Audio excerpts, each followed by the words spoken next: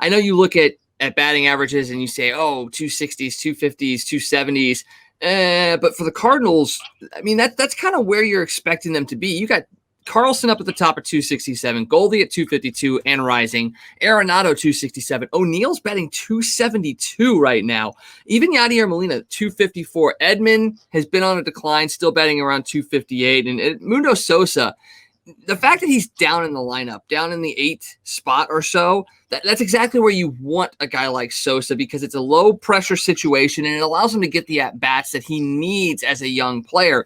And if you've got the top of that lineup really clicking, you can deal with the struggles of a Sosa because of the defense he brings you, even though, yes, he did have an error today, but we're going to put that aside because most of the time he's a pretty good defensive shortstop. This is exactly, like you said, what this team envision things to be looking like. And as you continue to get more people back into the lineup and healthy, it's going to be really, really scary. The one thing that you looked at today, though, and you're like, yeah, Matt Carpenter at second. Yippee. Yeah, it's just one of those days. You're going to give him some at-bats every once in a while because you need to, because at some point you're going to need him to come off the bench and get a big hit.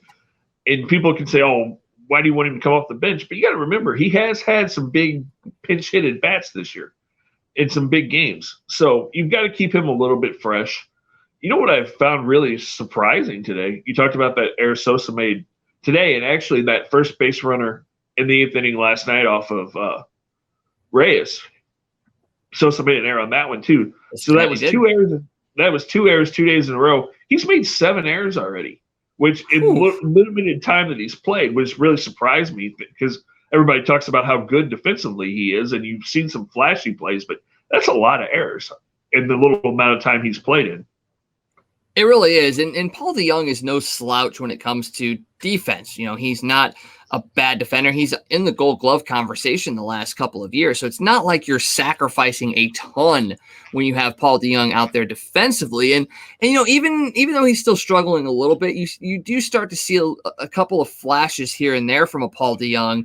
That being said, there's a guy that we're going to see this weekend in Colorado named Trevor Story that might possibly be on the trade block when everything is said and done.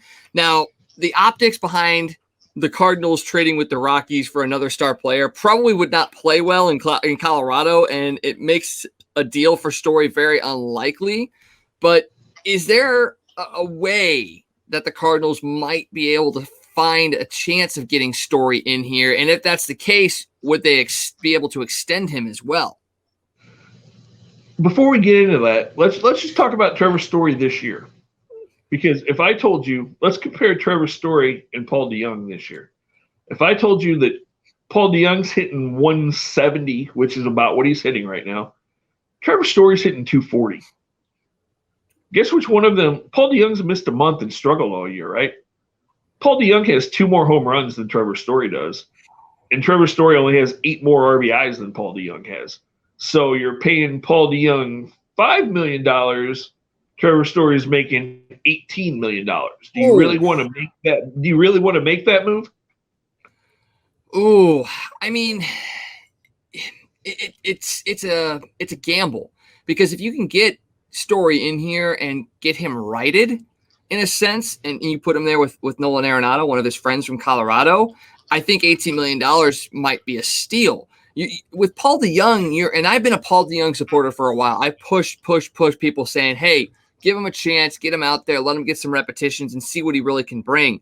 But I'm getting closer and closer to the point of saying I don't think he can recover. I mean, ever since the All-Star selection he had a couple years ago, he's really gone downhill. He's not had a great average. He's not done much at the plate. I mean, yes, he's hit home runs and he's driven some guys in, but it's kind of boom or bust with him. It's almost like Tyler O'Neill from the last couple of years with strikeouts and not being able to drive in runners. If I could see in my future Paul DeJong recovering and rebounding and hitting 270, 280 with the home runs and the RBIs, I'd say totally understand. I would give Paul DeJong that chance. But the last year and a half or so, he has just taken a sharp decline. And I would probably, if the price is right, I would take the gamble of flipping Paul DeJong for Trevor Story. You have to probably throw in a couple other pieces as well, but I would be on board with flipping DeJong for Story for sure. See, and I can understand where you're coming from. My whole thing with Paul DeJong is, the All-Star year, he wore down at the end of the second half of that season. I don't look at last year because he ended up getting COVID last year. And, and by all accounts, it really beat him down last year, and he was never the same guy. This year, he's had injuries. He's been up and down.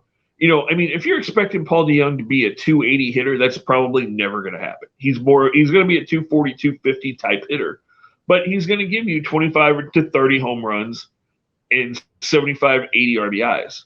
The thing that, and I've made this argument a couple of times on other shows in the past, I'm not sure that if you take Trevor Story out of Colorado, he's not exactly what Paul DeJong is. Because I think if you put Paul DeJong in Colorado in that hitter's ballpark, he puts up the numbers that Story has.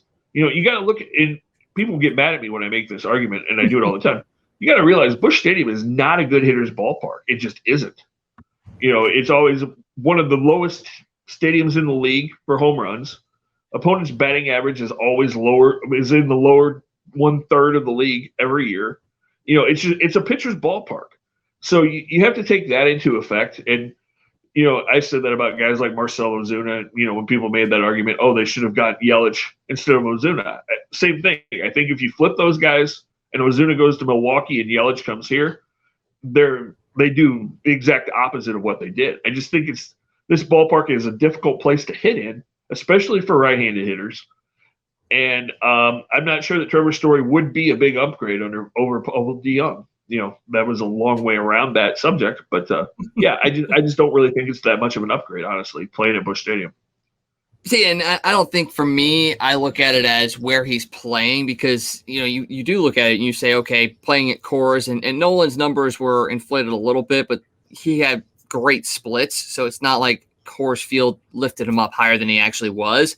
But I look at it more so about the lineup, the fan base and things all around, like the organization as a whole. And I feel like a Trevor Story could come in here with the lineup that this team has and still produce. So that's kind of where my thought process and argument would go. It's not so much where he plays, it's about who he plays with, the fan base that he would play in front of. So that's kind of another piece as to why I would definitely be on board it. But, like I said, I have been a Paul DeJong fan for a few years now and really, really push people to give him a chance.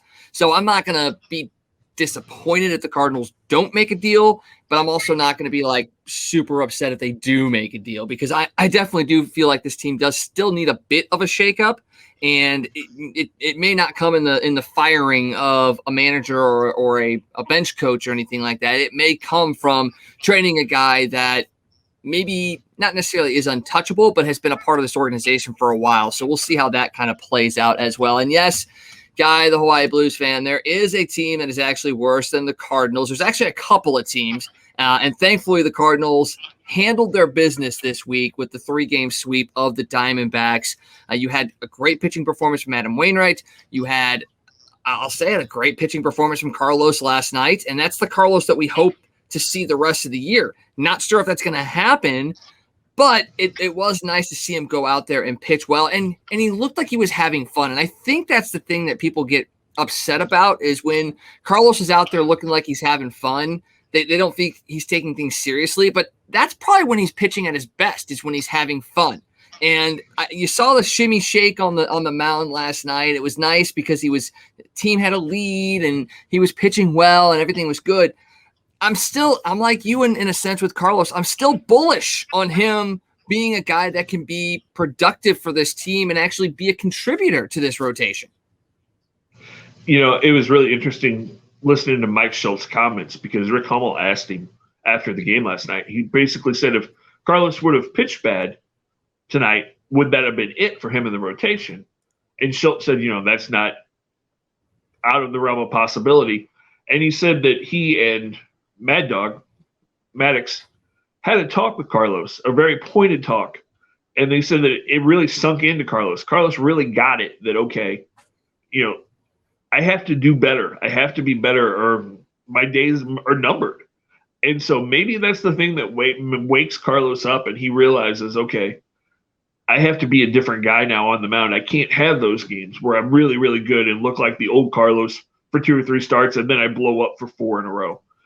So hopefully, we see that. Hopefully he does figure it out and understands. And I mean, that would be huge. I've said it all year, especially that stretch where he was really, really good in May. If Carlos can be that Carlos, he's as talented as anybody. He's got as much talent as Jack Flaherty, honestly. Yeah. He just has to have his head on right. And, Carlos talked about that sometimes his focus just isn't where it should be. And the fact that he knows that and he understands it,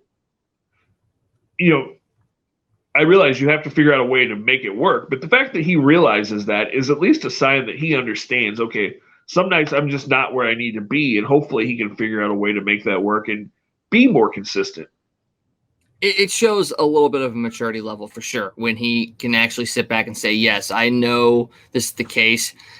And maybe, like you said, these conversations the last couple of days have really sunk in that my time might be done here. And if I don't improve and pitch well, I may not be on this team. I may not even be in this league for very much longer. And that's a sobering reality for somebody like that who is, kind of a baby Pedro-esque type of guy where a lot of success, a lot of potential, and not much to show for it, although he has had good seasons. So it's going to be real interesting. And you're going to see really, really quickly if this is a new Carlos Martinez, because he is getting the fourth game of this Colorado series coming up this weekend. You got Wainwright going tomorrow night. Johan Oviedo is going on Friday. I don't know if you want to throw him out there in Coors, but we'll see. Wade LeBlanc gets game 3 on Saturday, and then Martinez versus Germain Marquez on Sunday afternoon. Then you get to travel to the first place San Francisco Giants for 3 games. You got Kim, Wainwright, and right now Oviedo as the 3 starters in that matchup. And then you finish up with Chicago for the rest of, or for the 9th through the 11th of July. LeBlanc is going to get the first game of that. And we put a question out there yesterday about the first place teams, contenders, pretenders, and we're getting ready to go see one of those first place teams in the San Francisco Giants. And I got to ask you, are they a contender or are they a pretender? Because I think everybody is shocked at where they're sitting at right now, especially in a division with the Padres and the Dodgers. It's shocking where they're at, but are they for real or are they going to fall off? Man, I'm not sure. I really haven't seen them yet. I'm not sure how they're doing this. I mean, I know the old guys, the Buster Posies and the Brandon Belts and the Brandon Crawfords have had comeback years. But like you said, everybody's shocked. I actually had the Giants finishing in last place in the West. I had them worse than the Rockies going into the season. So I'm really, really shocked. But you've had guys like Kevin Gausman and Johnny Cueto step up and find that fountain of youth. Can that last for a whole season? I'm not sure. I'm really not, especially in that division when you've got the Dodgers and the Padres nipping at your heels. It's going to be interesting. I would guess, if I had to guess, I would say of the 3 teams that are in first place in the National League right now, they're probably the one that I would say I think they're most likely to miss the playoffs. But it's going to be interesting to see. And we always have trouble in San Francisco. Yes, we do. Going back to those playoff runs where we would match up with them, San Francisco has just seemed to have our number, especially out there. So it'll be interesting to see. Hopefully we have Harrison Bader back to play center field, because that could be an adventure in that big outfield if you've got Carlson in center and Tommy Edman in right. That would give me nightmares, honestly. It would. And like you said at the beginning of the segment, Harrison Bader is going with the team to Colorado, and it looks like all indications are that he will be playing tomorrow night. He will be in the lineup for the Cardinals, which is good news. And like you said, Cody Whitley is getting a rehab assignment as well. Miles Michael is hopefully starting to go. Jordan Hicks and others are looking to come back right around, or if not after the All-Star break. It's going to be real interesting for sure. And want to touch on one more pitcher before we move on to our next topic. The futures lineups were announced the other day, and Matthew Liberatore is going to be on the futures in the futures game. He helped the U.S. Olympic team pitch their way into the Olympics and he's been doing decently well down in the minor leagues. And there were rumors that he may be coming up in the next week or so, maybe to get a little bit of major league experience, but the Cardinals have kind of righted the ship a little bit. But with Johan Oviedo maybe struggling a little bit, do we see Liberatore here before the All-Star break, or are they going to look and see how he finishes the first half, pitches in the Futures game, and then maybe get him in right after the second half starts? Yeah, I think he's right on the doorstep. It's very possible that he's up here before the All-Star break. If Oviedo really struggles again, or if Carlos really struggles again, or for that matter, even KK, because like you said, KK got through 5 innings tonight, but it wasn't easy. There were a ton of base runners, walks, hit batters, all kinds of stuff. He's only made it through 5 innings twice this year. So yeah, I think Liberatore is here, if not by the All-Star break, before the end of July. Honestly, I think we're going to see him make his major league debut, and his good friend and other Futures team member, Mr. Nolan Gorman, may also be up here before too terribly long as well. If he has 2 or 3 really good weeks in AAA and a couple of people struggle up here, you may see Nolan Gorman in the major leagues faster than anybody really thought. And you brought up a very interesting question about that last night, in a sense, coming off of the heels of Tommy Edman's comments about a week or so ago about preparedness and all that, and a little bit of his struggles as well. If Nolan Gorman were to come up and play second base and produce at a pretty good level, is Tommy Edman a guy that might be on his way out? And if that's the case, do other teams in Major League Baseball view him in the same light that the Cardinals do? The Cardinals feel like they put him up a little bit higher than we think he needs to go, but would other Major League Baseball teams see him in that light? And is there anything that they can use to, lift his, I guess, image up a little bit to maybe get a little bit better return for him? Well, and he has played better the last couple of days. He's had a couple of hits the last 2 days, so he's looked a little bit better at the plate. But yeah, Tommy Edman's a guy that has to be looking kind of over his shoulder right now, because if Gorman does come up here, he's going to probably play second base. And then, does Edman kind of become that Ben Zobrist guy where you play a couple of positions every week, different places? Is that kind of which is kind of what the role the Cardinals had envisioned for him originally? Or do you use him as a trade piece? I mean, he could be a guy that a lot of teams would see as really valuable because of the fact that he can play all of those positions. So you never know. And you've got a bunch of infielders now coming up. We've talked about some of the guys they have on the team right now, and then you've got a kid like Delvin Perez who's finally starting to show some stuff in AAA as well. He could also be a guy that you could bring up here as a bench player, or he could be a trade piece. But yeah, it's going to be interesting to see how Tommy Edman's future unfolds over the next couple of months with this ball club. Hey, it's U-Man here from Casey. For all your sports news, catch the Toasted Tavern with Scott Tobin and the Man Called Wags, weeknights at 9 p.m. You can follow Toasted Tavern on Facebook, Twitter, Instagram, and YouTube. Let's get toasted.